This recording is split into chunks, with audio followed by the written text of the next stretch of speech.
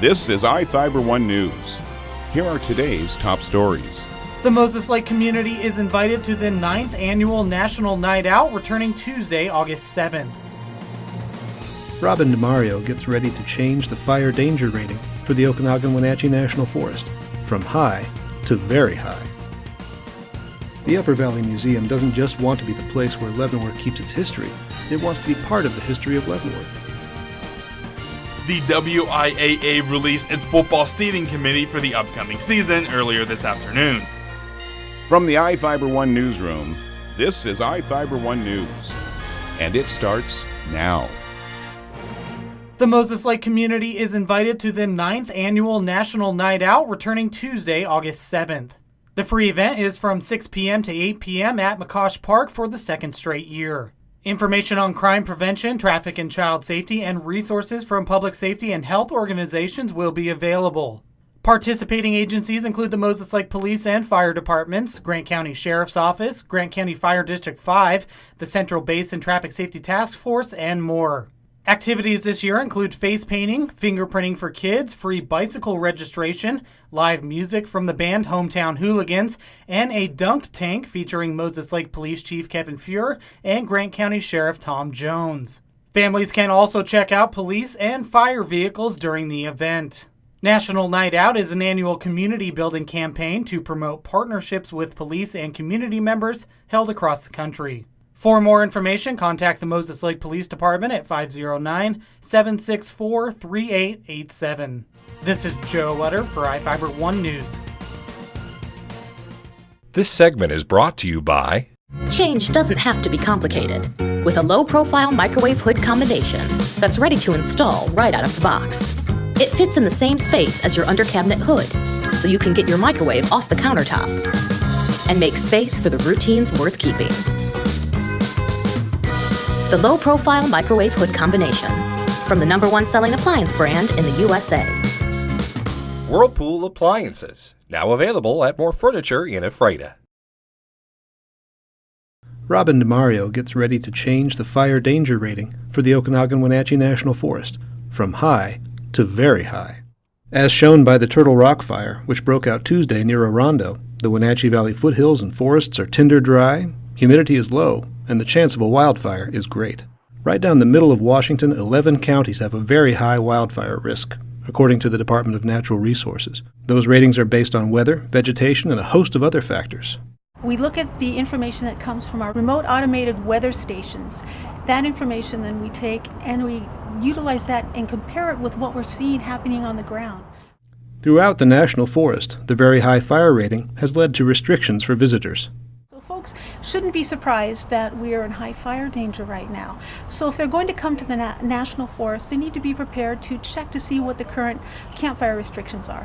They need to find out if there's any area closures that they can't go into due to current fire danger.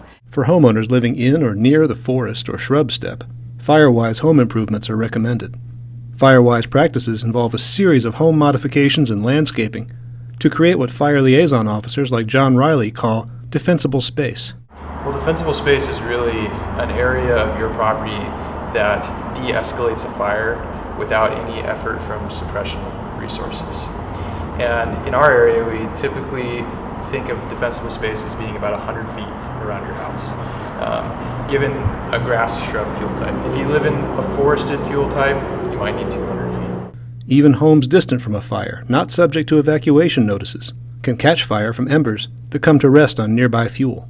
Take care of the fine fuels around your house. That's where, especially if you live interior in the city, that's where you're going to have the ember ignitions that, while firefighters are out working on the fire front that's burning through the foothills, our back door is kind of open, and we really rely on our residents. It's a shared responsibility. Do your part. Make sure your yard has good defensible space and it's cleaned up for fires.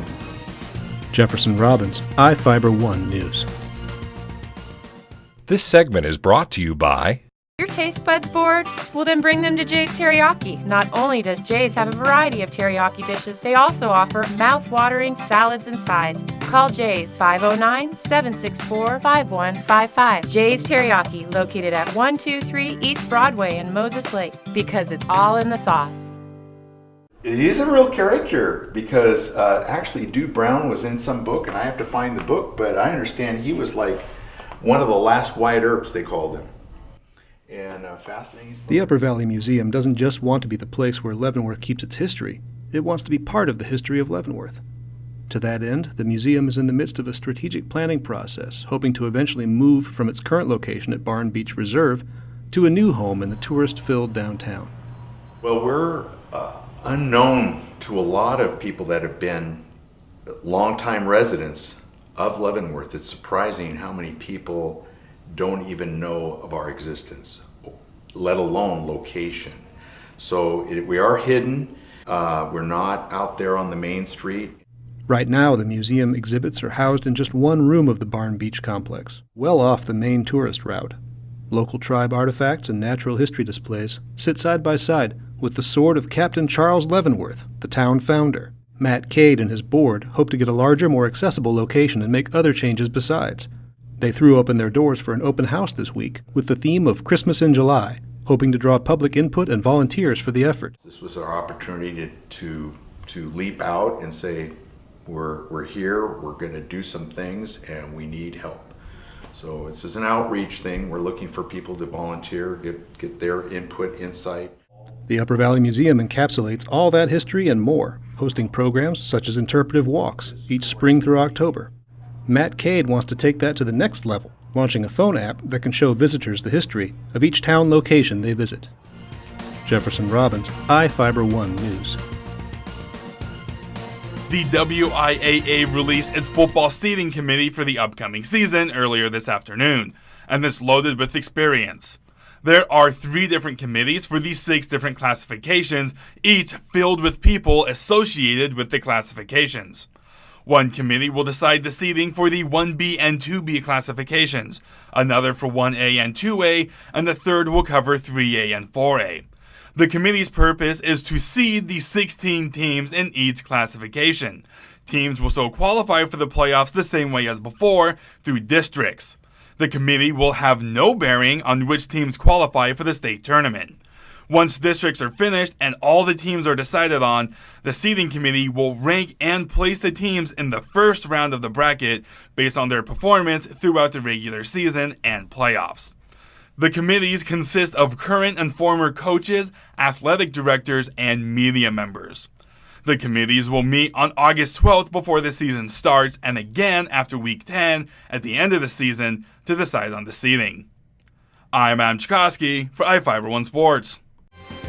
This is iFIBER 1 News.